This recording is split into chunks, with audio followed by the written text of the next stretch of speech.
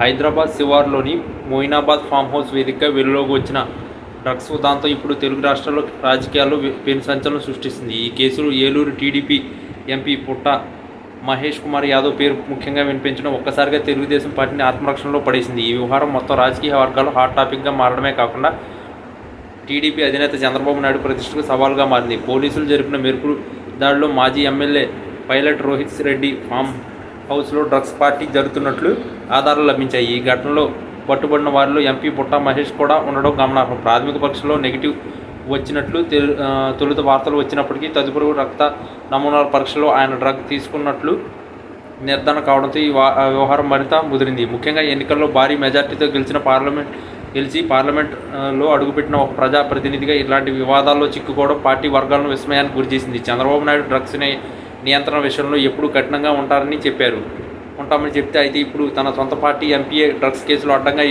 దొరికిపోవడంతో ప్రతిపక్షాలు ఒక్కసారిగా విమర్శల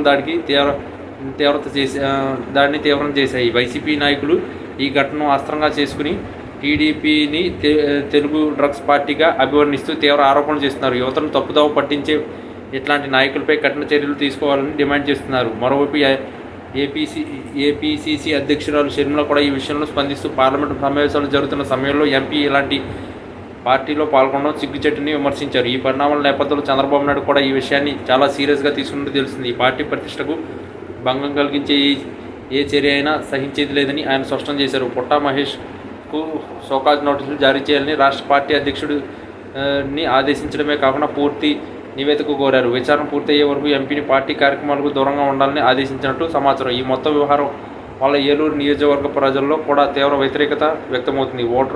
ఓట్లు వేసి గెలిపించినందుకు ఎంపీ ఇట్లాంటి పనులతో తమ పరువు తీస్తున్నారని స్థానికులు అసహనం వ్యక్తం చేస్తున్నారు. అయితే ఈ కేసులో గన్ షూట్ శబ్దాలు వినిపించడం మరియు పోలీసులు లోపలికి వెళ్లకుండా అడ్డుకోవడం వంటి అంశాలు ఈ పార్టీ వెనుక ఏదో బలమైన నెట్వర్క్ ఉందనే అనుమానాలు రేకెత్తిస్తున్నాయి. రాజకీయ ప్రముఖులు మరియు వ్యాపారవేత్తలు పాల్గొన్న ఇందులో డ్రగ్స్ వాడటం అనేది కేవలం ఒక వ్యక్తిగత విషయం కాకుండా వ్యవస్థలోని లోపాలను ఎత్తి చూపుతుంది.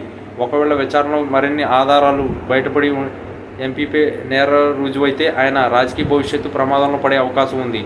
చంద్రబాబు నాయుడు తన క్రమశిక్షణను ఎలా నిరూపించుకుంటారో మరియు ఈ వివాదం నుంచి పార్టీని ఎలా గట్టెక్కిస్తారో వేచి చూడాలి. ప్రస్తుతం ఈ డ్రగ్ ఉదాంతం సోషల్ మీడియాలో కూడా విపరీతంగా ట్రోల్ అవుతుంది. ఇది కేవలం ఎంపీ వ్యక్తిగత పరువు పోవడమే కాకుండా కూటమి ప్రభుత్వంపై కూడా ప్రజల్లో నెగిటివ్ అభిప్రాయాన్ని కలిగించే ప్రమాదం ఉంది. ఈ విషయంలో తదుపరి విచారణ రిపోర్టుల కోసం పోలీసులు వేచి చూస్తున్నారు. భవిష్యత్తులో ఈ కేసు ఎట్లాంటి మలుపు తీరుతుందో చూడాలి. నేను